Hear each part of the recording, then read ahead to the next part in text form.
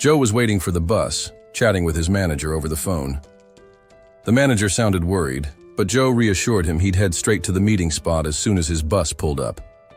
This wasn't just any meeting, his manager stressed how critical it was and urged him not to mess it up. Joe insisted he understood and told him not to stress out. Before the conversation could go any further, the ground suddenly trembled beneath everyone. A deep, jagged crack tore open in the middle of the road, black and bottomless like a rip through space itself.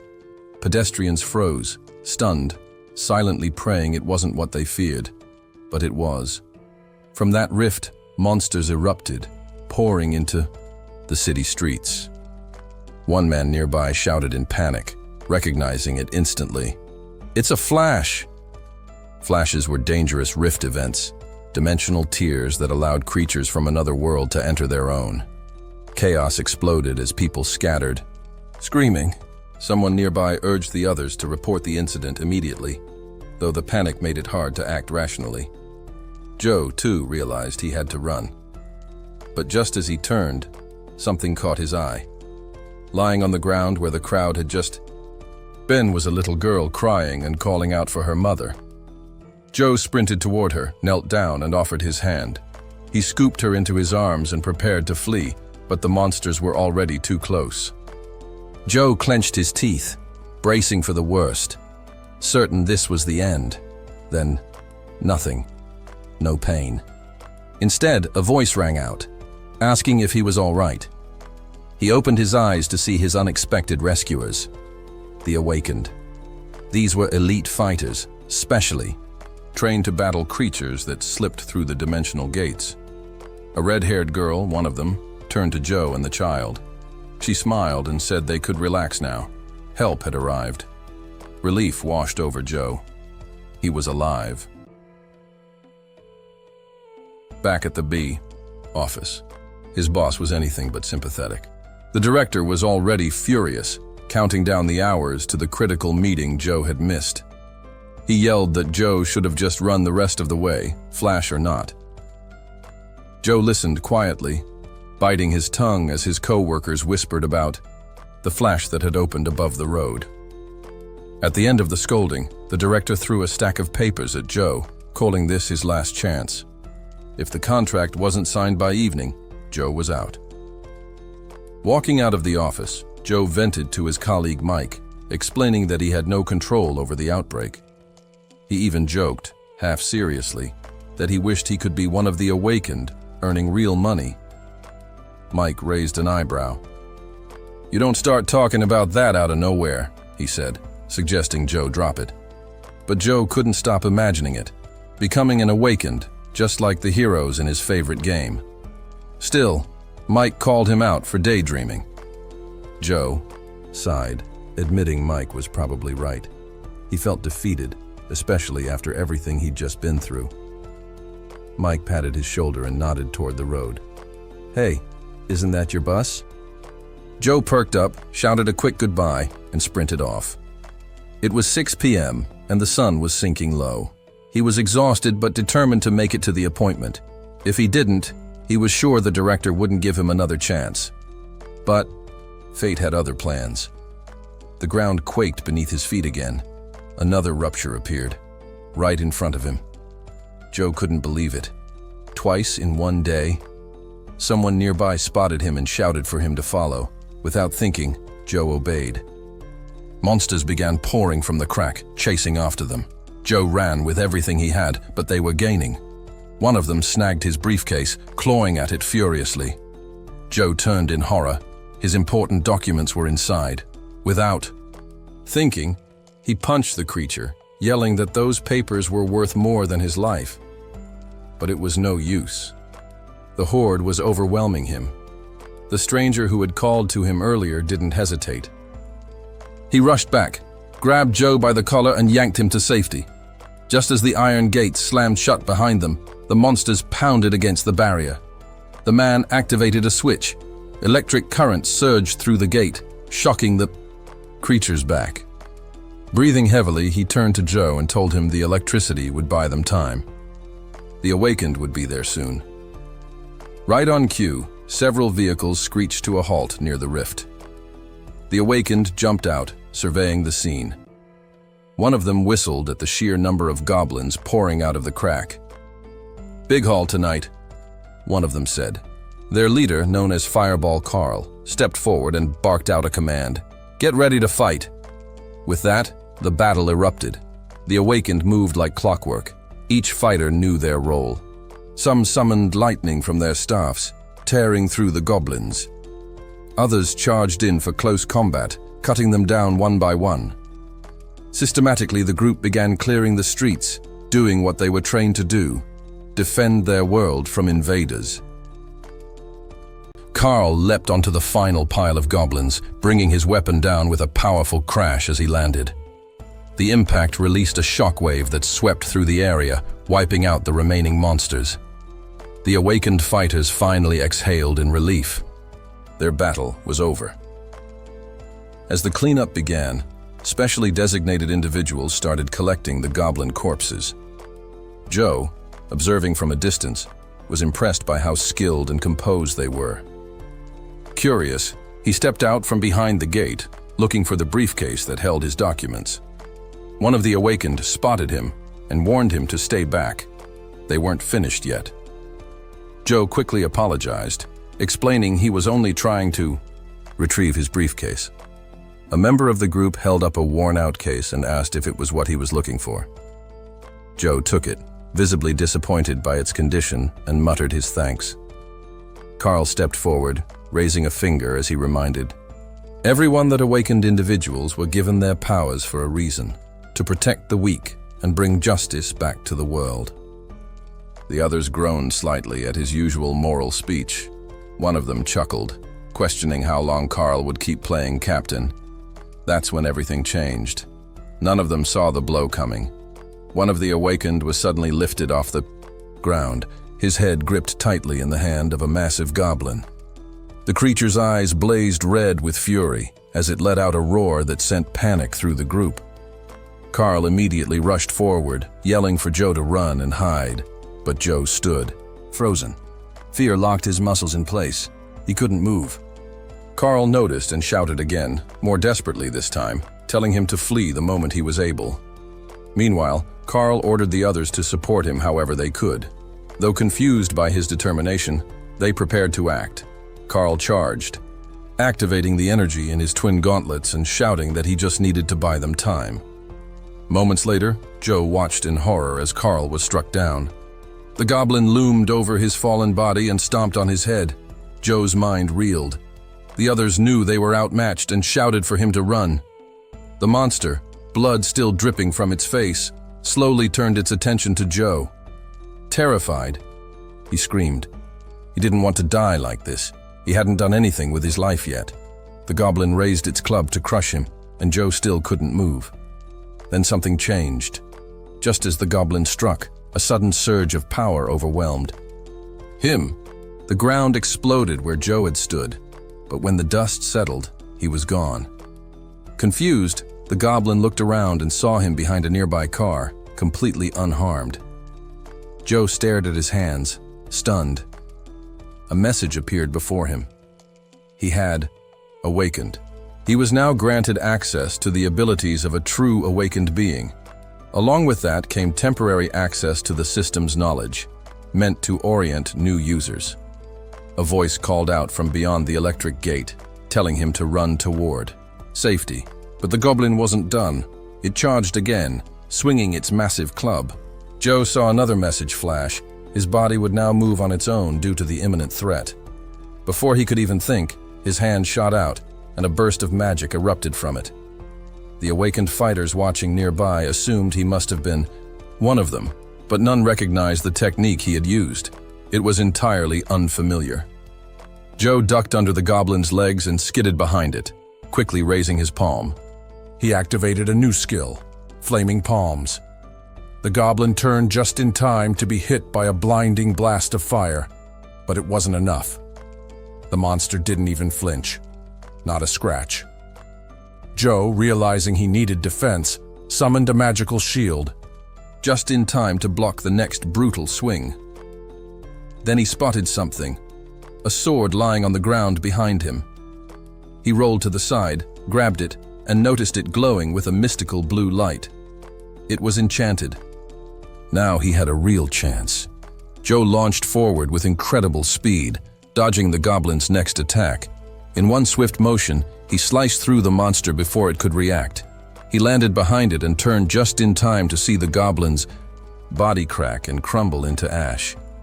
Its head, burned and blackened, shattered into dark fragments. A final notification appeared: threat neutralized. With that, the system returned control of his body and powers to him. The Awakened looked on, stunned, as Joe stood there alone among the fading embers. One of them murmured that he might be a duelist. Another speculated that his rank could be even higher. Then the final message arrived. Joe's training was now complete. He was, from this moment on, an Awakened. 2 decades ago, in the year 2000, strange towers suddenly emerged in the capitals of the world. Constructed from materials never before seen by mankind, these towers baffled scientists and governments alike. Whispers soon spread. Some claimed that beings called Deos resided within them. Initially, the towers were controlled by national governments, but as rumors spread, so did unexplained incidents. Outbreaks began erupting around the globe. In response, those chosen by the Deos began to awaken, individuals gifted with power to confront the threats emerging from the towers. These chosen ones became known as the Awakened, and the era was soon dubbed the Heyday. Joe awakened on March 27th, precisely at 1812.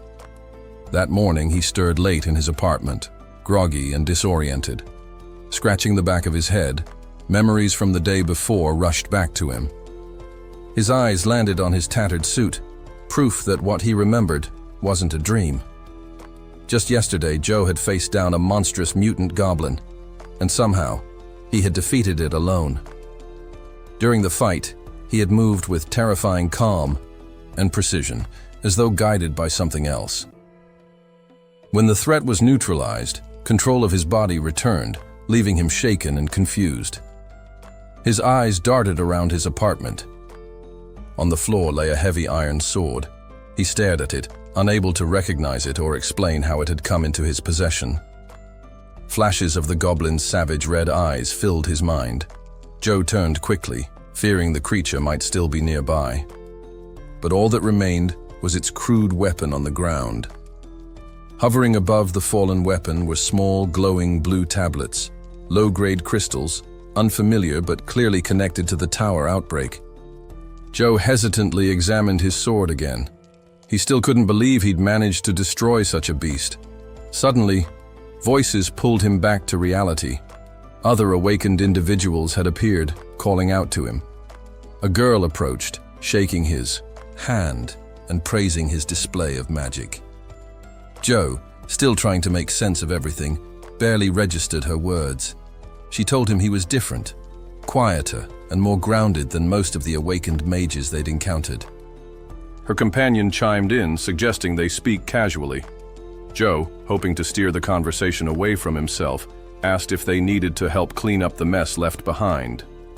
The girl shrugged. Such destruction was typical after an outbreak, she explained. Joe, however, couldn't accept that. The sight of death and ruin wasn't something he could just get used to. The group then surprised him with a request. They wanted Joe to lead their team, believing he could train and guide them. But all Joe could remember was how they'd abandoned him earlier, fleeing in panic when one of their own was killed. Now, just minutes later, they acted like nothing had happened. Joe hesitated and asked for time to consider. They pressed him for an answer, but before he could respond, a voice rang. Out behind them, firm and authoritative, a woman stepped forward, flanked by 2 guards. She ordered them to stop pressuring Joe. The trio turned to see her, stunned by her sudden arrival. Joe silently hoped she was part of the administration. Maybe now the others would back off. 20. Years earlier, when the first awakenings began, new guilds had formed to handle the emerging threats. To maintain order and protect civilians, a global institution was created, the Administration of the Awakened. Laura, the woman who had arrived, with the guards, remarked that they'd gotten there faster than usual. She directed the two younger Awakened to accompany her. Meanwhile, Joe took the opportunity to slip away unnoticed. The others quickly realized he was running and, unsure what else to do, chased after him. One of the uniformed men asked Laura for instructions. Without looking back, she simply said, "To retrieve the runaways." Moments later, Joe's would-be teammates were on the ground, their arms restrained. One of the agents turned toward Joe and asked what they should do with him. Laura knelt, picked up his briefcase, and answered that it wasn't necessary to arrest him. She studied his documents, then told Joe they would inevitably meet again. Joe awoke with a start, his alarm blaring, his head throbbed. He couldn't help but wonder if his boss would believe the absurd truth, that he couldn't sign the contract because he had become awakened. Trying to ground himself, Joe slapped his cheeks, twice. He had to move on, still unsure how to harness. His abilities, he figured the first step was understanding them. Opening his interface, he began reading about awakened powers, a kind of game-like system displayed in blue windows. It outlined special abilities and stats, each rated by level. His rank was listed, along with all his attributes. Most were at level 5. His magic sat at 3. Something about it felt familiar. He scanned the table of contents and suddenly remembered. It resembled the character class system from his favorite game. Shocked, he realized he had somehow combined 3 classes, just like his original in-game build. In the Awakened world, those with 2 classes were called Double Awakened, extremely rare and highly valued by guilds. Joe had 3. He was a Triple Awakened. Excitement overtook him. He clenched his teeth and raised his arms, shouting with joy. His cry echoed through the apartment walls. Seconds later, a neighbor banged on the wall, telling him to keep it down. Joe muttered an apology, slightly embarrassed. He knew rushing into a dungeon would be foolish. Many Awakened died on their first attempt. He needed to develop his skills first. But he also needed money, ideally, without risking his life. Sipping. On a glass of milk, he brainstormed. There had to be a safer way to profit. Suddenly, inspiration struck. He revisited his stats and dug through his list of mechanical spells. One stood out, doubling the maximum level. Joe looked down at the glass. In his hand, he decided to start with that. Joe stepped out of the building and scanned his surroundings. Just a few steps away, a newcomer was getting a crash course on how things operated around here. Men in uniform were trying to recruit him into their guilds, promising support and future opportunities. The rookie glanced back toward the entrance, visibly relieved that they weren't interested in him. Joe figured he felt the same way. It was better to remain unnoticed. He preferred it that way. Being alone suited his plans, which were focused entirely on making money. Back at his place, Joe made another attempt to request magical energy from the noble to duplicate an item. A notification rang out. The duplication was being attempted at the highest level possible for his ring. As a large blue cube materialized around him, Joe watched with anticipation. But the process failed. His current level wasn't high enough to copy such a rare relic. Letting out a quiet sigh, Joe slumped to the floor and examined what was left. A champion's belt, a vintage writer's fountain pen, and Granny's teapot. For now, he slipped on the ring himself. He remembered that with his awakened registration, he now had access to Deus.net. Curious, he decided to look up the ring's value there. The plan was simple. Copy the other items and sell them at auction. Deus.net had become a central hub over the last 2 decades, connecting awakened users across the globe. It was a place for news, dungeon alerts, and most importantly, an auction platform for exchanging rare items. Meanwhile, in a cozy home in Nagoya, Japan, an awakened girl browsed Deus.net. Something on the page caught her eye. She clicked on the listing. intrigued by how ordinary items could sometimes hold incredible wisdom-enhancing power. Popping a candy into her mouth, she murmured that this one was difficult to obtain. Definitely worth buying. Despite the steep price, she made the purchase without hesitation. The fountain pen now belonged to her. Elsewhere, at the White Lotus Guild's top-floor office near Seoul Yen Station, a girl informed a man named George about her monitoring of recent transactions on Deos.net. George raised an eyebrow and asked what she was getting at. She explained that someone had recently listed a rare relic alongside a more common one, both freshly posted and one already sold. George inquired about the seller, wondering if they were a regular.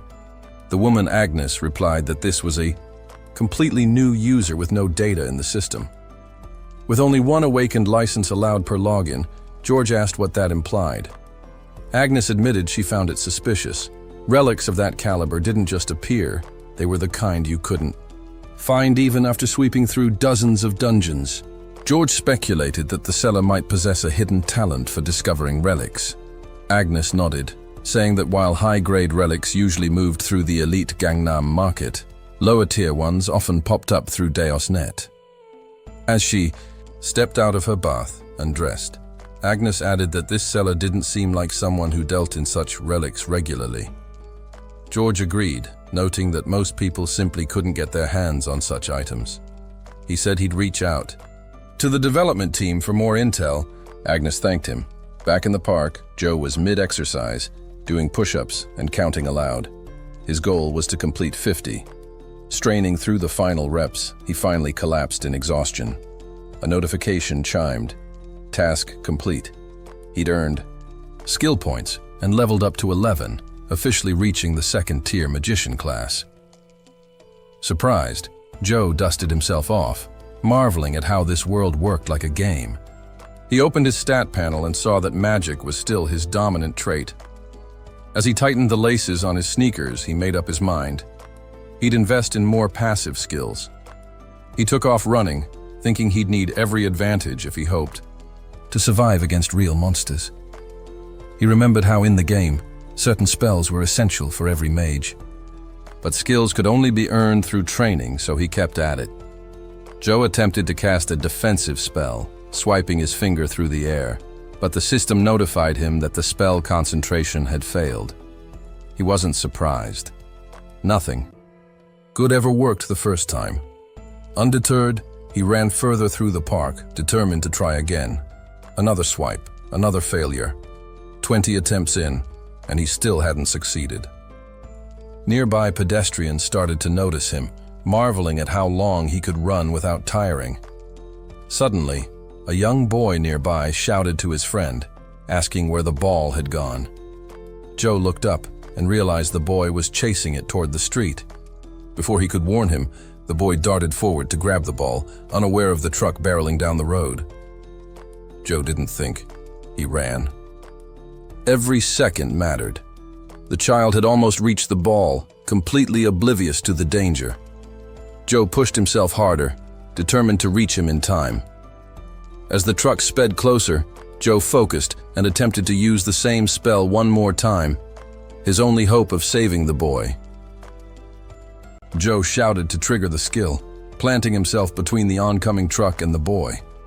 The impact was intense, the force of the collision almost knocking him off his feet. But he managed to hold his ground, barely, as he activated his new ability. He tried to absorb the truck's momentum, bracing with every ounce of strength he had. A sting on his cheek caught his attention. A small cut had opened up. Surprised, Joe realized the skill didn't offer full-body protection. Still, he looked down at the boy and asked if he was all right. The kid stared up at him, wide-eyed in awe, and asked breathlessly, "Are you a hero?" Joe didn't answer. Instead, he glanced at the notification confirming the skill's activation. Another message popped up. He'd earned a new ability. He smiled faintly and assured the kid, "You're safe. That's what matters." Gently, he patted the boy's head before turning to walk away. Bystanders had begun to gather, murmuring in concern and calling for emergency services. As Joe turned to leave, The child tugged at his sleeve, asking him to wait. "What's your name?" the boy asked. Joe hesitated. If he gave a real name, word might spread fast, something he wasn't ready for. He thought quickly, then leaned down and said with a wink, "It's a secret. Let's just say I'm a superhero or something. But keep that between us, okay?" The boy nodded solemnly, promising not to tell a soul. Joe reminded him to be more careful near roads, then leapt away and vanished from sight. The passers-by were stunned. None of them saw where he went. One man asked the child if he knew who saved him. The boy shook his head and whispered with a smile, "I have no idea." That evening, Joe strolled down a quiet street alongside a man dressed in a suit, an agent.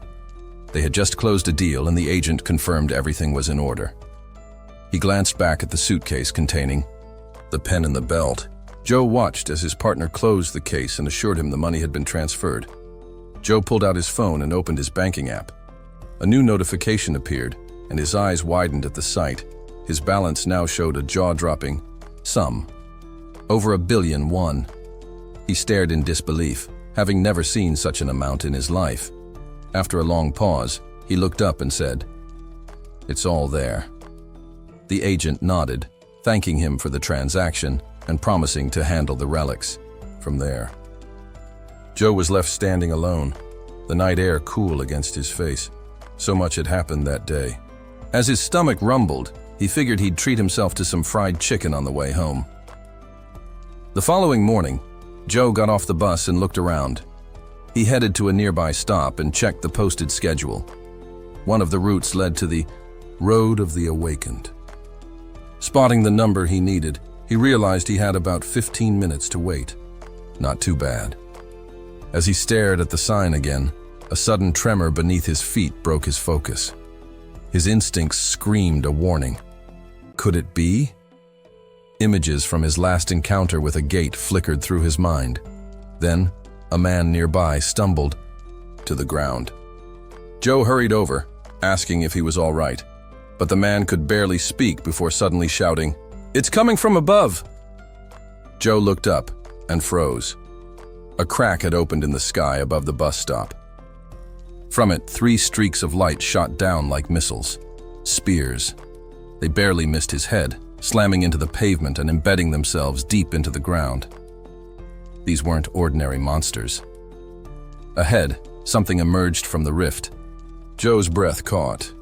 He recognized the silhouette, an elderly face paired with a youthful body. The figure wore glasses, and something about him felt off yet familiar. This wasn't just any monster. It was him, the one who crafted impossible things, creations no one else could even imagine. Joe's heart pounded. This was the very figure he used to encounter in the game he once played to kill time. "Is that a gnome?" Joe muttered in disbelief. A short, weathered creature stood in front of Joe, gripping a crossbow tightly. Just as tension built between them, a sharp voice rang out from the side. Clara had arrived. She threw aside her coat and unsheathed her sword, declaring that she would be the one to face him. Without hesitation, she launched herself into the air, aiming straight for the gnome. As she closed in, the gnome shouted a sudden command, calling a general assembly. Clara's eyes widened in disbelief as a swarm of gnomes appeared behind him, each one armed and ready. Dozens of crossbows were aimed directly at her. A barrage of arrows flew through the air, too fast for her to dodge. Clara braced herself for the worst, but the arrows struck something invisible and shattered. A glowing blue barrier enveloped her. Shocked, she glanced at her arms. Joe had shielded her using his newly acquired defensive ability. She turned to him in awe, but he snapped, her back to reality, urging her to focus. From above, one of the gnomes dove at her, weapon raised. She instinctively raised her arms, now encased in iron gauntlets. At that moment, Joe activated his magic projectile spell, calling it out loud. Beams of energy shot from him, slicing through the attackers effortlessly. Clara stared at him in stunned silence. "This place is too dangerous," Joe warned her. He suggested she leave immediately, but Clara stood her ground. "I'm awakened too," she insisted. Joe pointed ahead. "You'll change your mind when you see what's..." Next, out of the dust, a massive ironclad monster thundered toward them. A shield in one hand, a hammer in the other, it marched with deafening steps. In the center of its helmet, a burning red light glowed like a furnace. Clara froze. She couldn't move. The fear had paralyzed her. Joe stepped beside her and explained that some high-level monsters could paralyze opponents with fear alone. She asked how he resisted it. He replied that he had faced something similar before and swiftly scooped her up in his arms. Caught off guard, she was still processing everything when they landed. Her rapier slipped from her grasp. "You should take a break," Joe said firmly. "Even with my shield, you're shaken." She nodded, grateful. Joe then asked if he could borrow her sword. She agreed, warning him to be cautious. Her blade wasn't very effective against arrows. Joe examined it closely and concluded it would be enough. With a powerful leap, he vanished from her view. Landing silently on a rooftop, Joe peered down.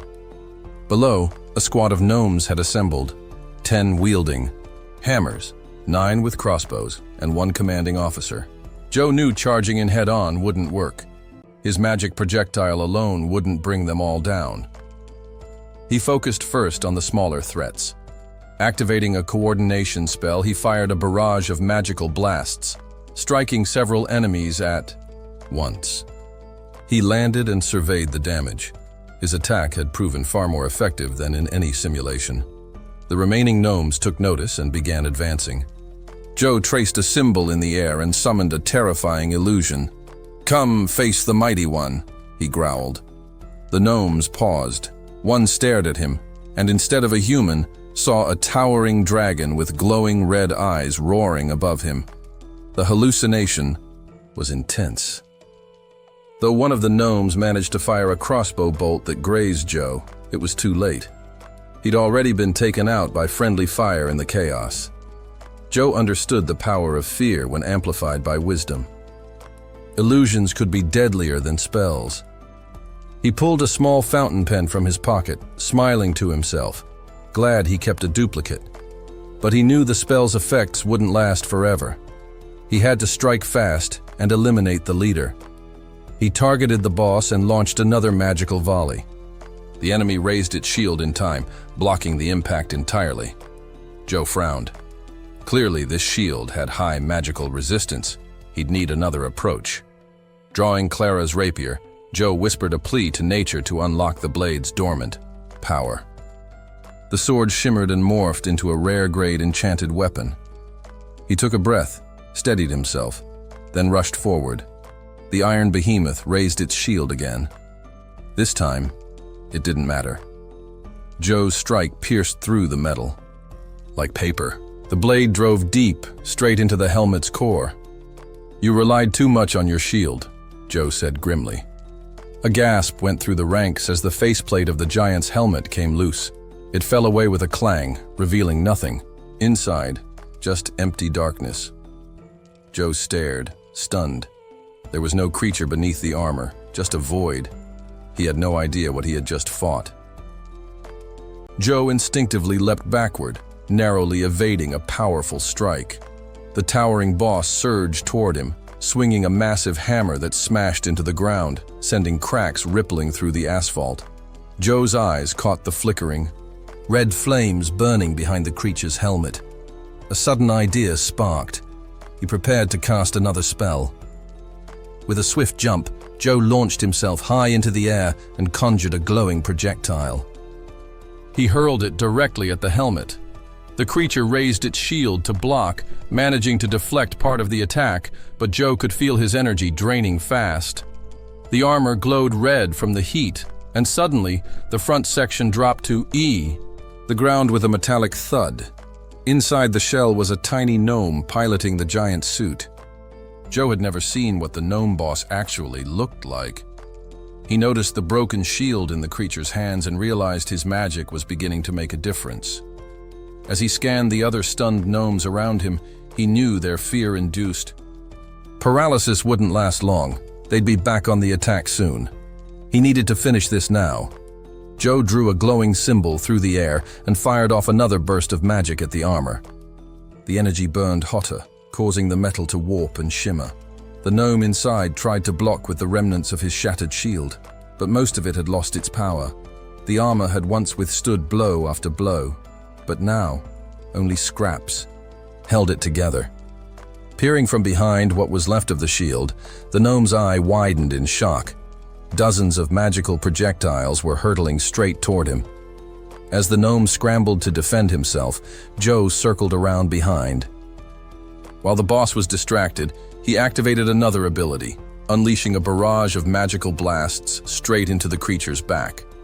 The attack scorched and melted the armor, rendering it useless. Joe didn't let up. He darted from side to side, flinging spells that rained down from every direction. The gnome couldn't cover all angles, even as he tried to shield himself like before. Joe muttered to himself, scoffing at the idea that he was some mere magician. Leaping into the air once more, he spotted a vulnerable area at the top of the armor. Drawing another trail in the sky with his finger, he summoned even more blue energy that struck from above. The sheer force of the barrage tore through the suit's upper half. The armor crumbled beneath the relentless assault. As the smoke slowly cleared, Joe stood tall, victorious. He turned toward the remaining dwarves, still frozen in terror. With a smirk, he called them weaklings and charged in without hesitation. With one rapid strike after another, he dispatched them all. When the battle finally ended, Joe found a bench and sat down, reflecting on the fight. He was relieved that this time the leader hadn't carried anything worse than an enchanted shield, but who knew what might come next? He realized he needed to find second-tier spells quickly if he wanted to keep surviving. Laura approached him and greeted him warmly. Joe recognized her and asked if he had remembered her name correctly. She nodded, remarking that they seemed to be running into each other more often lately. Looking around the aftermath of the skirmish, she asked if he'd really taken out all the enemies on his own. Joe confirmed it simply. She then asked about Clara. Joe explained that she'd been hurt early on, and he had made sure to carry her to safety. Laura listened quietly. Joe continued, expressing his concern about the compensation. Awakened individuals were supposed to receive a share of the spoils for helping contain sudden outbreaks. Laura told him not to stress over it. She had already tallied the numbers: 19 dwarves, 1 commander, plus the various loot, weapons, armor, and crystals. She estimated the payout would be about 500 million. Joe stood from the bench and began walking away. He said it was time to move on. Laura, a bit startled, asked where he was headed and offered to arrange an interview. Joe declined. He didn't want the public's attention and asked that things be handled quietly. Laura nodded and said the awakened administration would take care of it. She wished him luck, and Joe took off without another word. Laura turned to leave as well, but was intercepted by a swarm of reporters eager for details. They were certain someone powerful had fought off the gnomes alone inside an elite facility in Seoul. Meanwhile, Agnes scolded Matthew for barging into her office. He apologized and offered to leave and re-enter properly, but she waved him off, urging him to get to the point. Matthew reported that there had been a recent outbreak. Thankfully, no fatalities and only 1 injured. 2 F-rank awakened had been at the scene, and 1 had handled the entire threat. Agnes told him to stop stalling and get to the core of it. Matthew expressed concern. How could a rookie at the lowest rank defeat an entire gnome squad with just a sword and magic? More puzzling, he claimed the individual wasn't even casting spells in the traditional way. He was simply moving his hands and calling forth magic directly. Agnes raised an eyebrow. Perhaps it was some unique awakened trait. She'd only heard rumors of such abilities. Matthew nodded, adding that it was his first time seeing someone use magic that looked like a hybrid of spellwork, crowd control, and force fields. Agnes was stunned. An F rank using such advanced techniques? She knew they had to act fast, before the other guilds caught wind of what this mysterious awakened could do. A voice echoed, mentioning that the mysterious individual not only used powerful magic and something like crowd manipulation, but also conjured a force field. The girl responded, surprised that someone of merely F-rank awakening could pull that off. Agnes, smiling confidently, remarked, "Well, if the other guilds won't step in, we'll take matters into our own hands." She turned to Matthew, asking why he had come to her after hearing this news. He replied bluntly that he had come to report it to her, as expected. With a sigh of annoyance, the girl closed her eyes. Then, exasperated, she exclaimed, "Then why didn't you immediately head out to find and recruit this newcomer?" Matthew blinked, unsure. "Recruit?" he asked. Agnes frowned. "Neither of us has seen abilities like this before, right? This is beyond rare." She gave him a sharp look. "You really don't think it's worth pulling someone this special into our guild?" Flustered, Matthew apologized and said he'd leave at once to handle it. Agnes cut him off with a shout. "Enough talking! Go!" She shoved him out the door. Meanwhile, sunlight reflected off the high-rises as a car waited at a red light. Monica sat behind the wheel, half listening to a radio broadcast. The announcer reported a new incident, this time in the Shining District. But the real news was that a rookie F-rank named Joe had taken down a group of gnomes in one strike. According to an interview with another awakened individual who was there, it was almost unbelievable. Just then, Monica got a call. She glanced at the screen and answered. "What is it, darling?" George's voice came through. "Why are you having all the fun? You left everything to me," she chuckled. "We agreed I'd handle external matters. By the way, what price should we offer?" George mused aloud. "Try 3 billion. That should be enough to catch his interest." Monica raised a brow. "Only 3? I was thinking more." George shrugged. "Make it 10 billion. But in return, he'll need to pass our guild's internal trial." Monica sighed. "Is that really necessary?" "Fine, I understand." As she drove, she said with a grin, "I'll use every bit of charm I have. I'll bring him in." George responded, sternly, "Don't flirt, just get the job done." Elsewhere, on a quiet street beneath a clear sky, a crowd gathered near a doorway. "I can't tell if this guy is a genius or just crazy," someone muttered. "It's just that he refused." "To sign a contract," another answered. "I guess he thinks he's above it." A third voice chimed in. "Well, he did level the gnomes instantly." Just then, a car pulled up to the curb. A woman's footsteps approached. Someone whispered, "Isn't that the deputy head of this White Lotus?" The girl approached and confirmed it herself.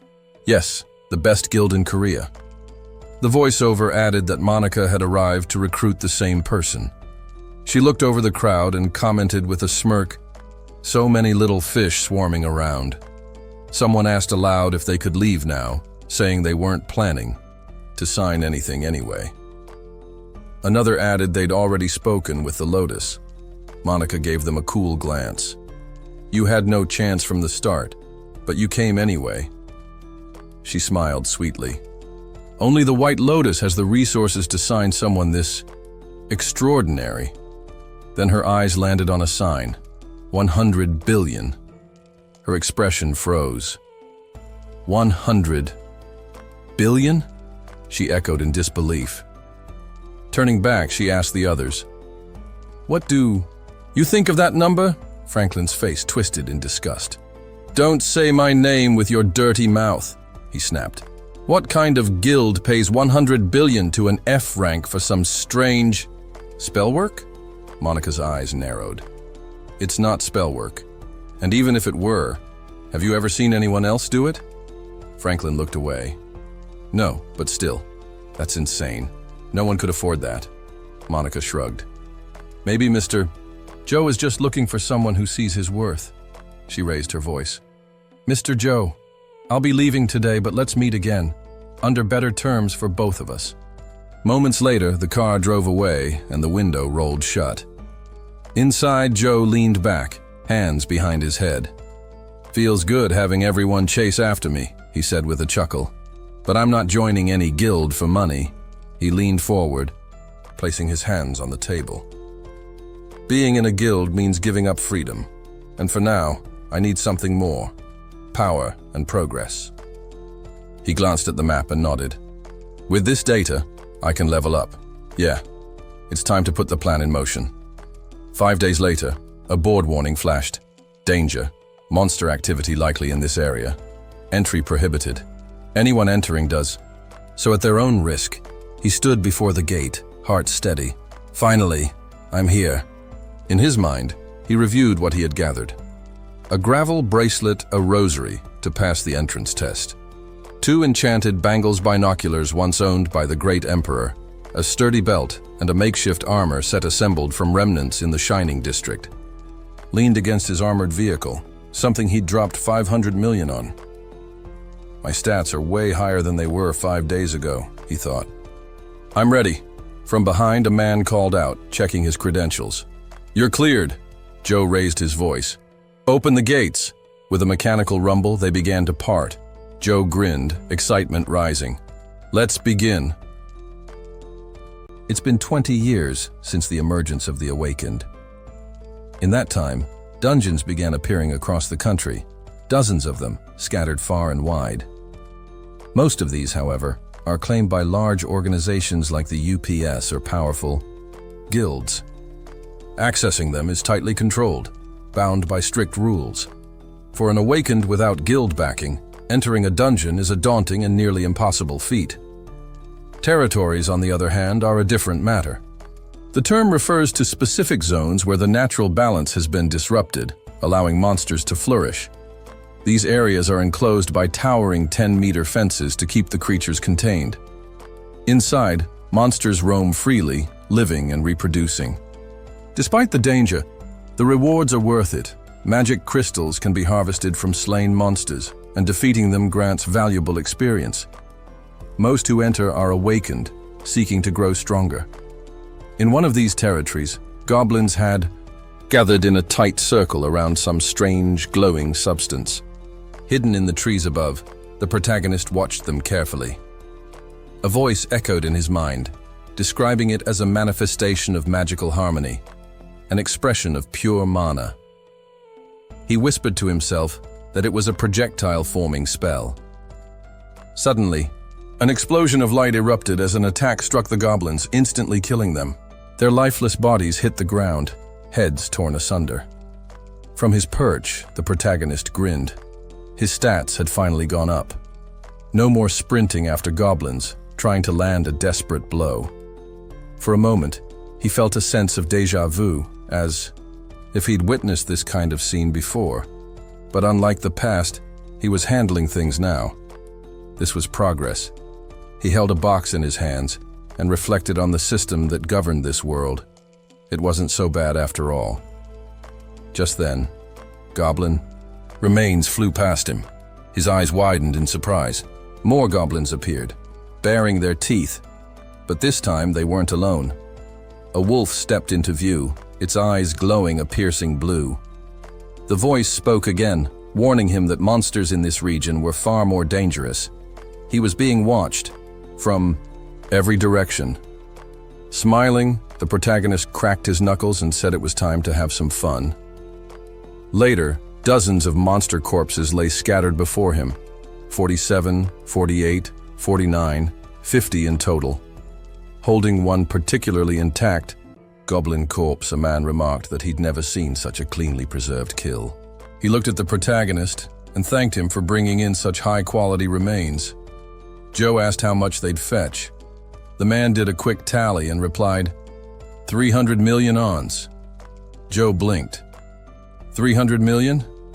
Others around them were stunned too. One said he'd been doing this for 5 years and never saw anything like it. Another added that no one had ever pulled in that much at once. The man leaned over and began calculating payments. Before continuing, he mentioned they had received a delivery and needed to inspect it for security reasons. just protocol. Joe took the item, a book, and nodded, appreciating their caution. Thanks for holding on to it. The man closed his eyes and smiled. We're the ones who should be thanking you. It's not every day someone with your talent walks in here. Joe downplayed it. Just got lucky. Still, he couldn't help but think how much he wished he could have avoided all this attention. In the crowd, someone whispered to his companion, nodding toward Joe. Look at that guy.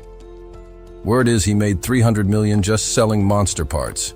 His friend blinked in disbelief. 300? He pointed at the ground. We scraped together 30 in a week, eating instant noodles the whole time. Another added, and that vendor? He's never been this nice to us before. They all turned their eyes to Joe. One sneered. He thinks he's hot stuff just because he can use magic. Joe stood silently, still holding the package, but the voices around him grew more bitter. Who does he think he is? Wouldn't it be nice to wipe that smug look off his face? One of them called over his brothers. Let's kill this idiot. They looked at him in shock. He made a killing today, so he's bound to come back. We've never seen him before, so he's gotta be new. He watched Joe walking toward the loading area. While he's packing up those corpses, we'll jump him from behind. Finish him off. We'll take the truck, say we were with him, and disappear for good. Another one nodded. That's right. Everyone signs a waiver when entering. We're not responsible for anything that happens inside. His money, his crystals, the armored truck. We'll take everything. The next day, Joe returned to the truck, stretching as he looked at the load. Man, dragging all these corpses was tougher than I thought. Parker signaled to him. Let's wrap it up. Peyton nodded in agreement. But as Joe turned around, something felt off. Then, it happened. A man barreled into him. Joe reacted on instinct, parrying the blow. Blood splashed. Chaos erupted. Parker's eyes were wild. That's what you get for letting your guard down, the brothers cheered. Nice! It worked! Parker hit him again. A bat came swinging. Joe caught it with one hand. Blood ran down his face, but he kept his eyes locked on them. You attacked me, he said calmly. Then he raised his hand. For skills like these. His hand lit up as he pressed it against Parker's face. The voice whispered again. When defending yourself from an attacker, it's called self-defense. Joe's eyes blazed with intensity. The spell ignited. Flaming hands. Flames erupted. All around them. Parker screamed, consumed by fire. Joe stared into the inferno. The others recoiled in horror. Peyton gritted his teeth. Prisley could only watch, paralyzed by fear. Joe extended his hand over the fallen attacker. Suddenly, a sharp noise tore through the silence. His ears perked up. Something was moving behind him. As he spun around, he spotted two figures hiding in the underbrush. Peyton's eyes were filled with panic, and Prisley muttered in confusion, wondering how his attack had failed. But Peyton snapped at him. No, he had struck his target. The realization hit him. This guy wasn't some inexperienced rookie after all. Run, now! Peyton barked. Prisley called after his brother, but Joe was already gathering magical energy. He summoned glowing orbs and muttered that their coordination and combat sense were lacking. They had made a serious mistake by going after him. A mystical voice echoed in his mind, referencing the synchronized nature of magical poles. With a hiss of energy, a glowing projectile shot from Joe's hand and smashed into Peyton's back. He howled in agony. Prisley's eyes went wide. Furious, he grit his teeth and charged with a shield, thinking Joe couldn't cast forever. If he could just close the gap, he'd end this. But Joe was already casting again. The spell of colorful death. Light pulsed through his arm, and a rainbow-colored jet of magic burst forward. Prisley hesitated. Is he trying to blind me? He muttered. That spell could mess with your vision, or worse, stun you. But this wasn't the same spell it used to be.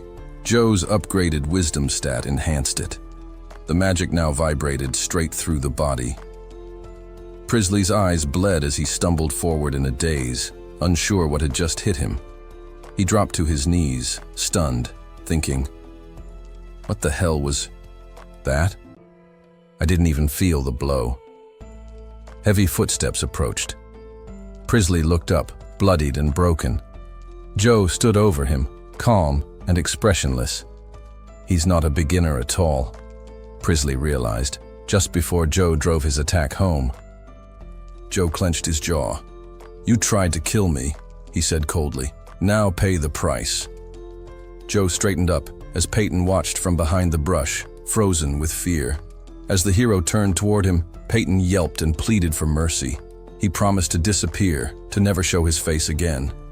Joe surrounded himself with magic spheres, unmoved by the begging.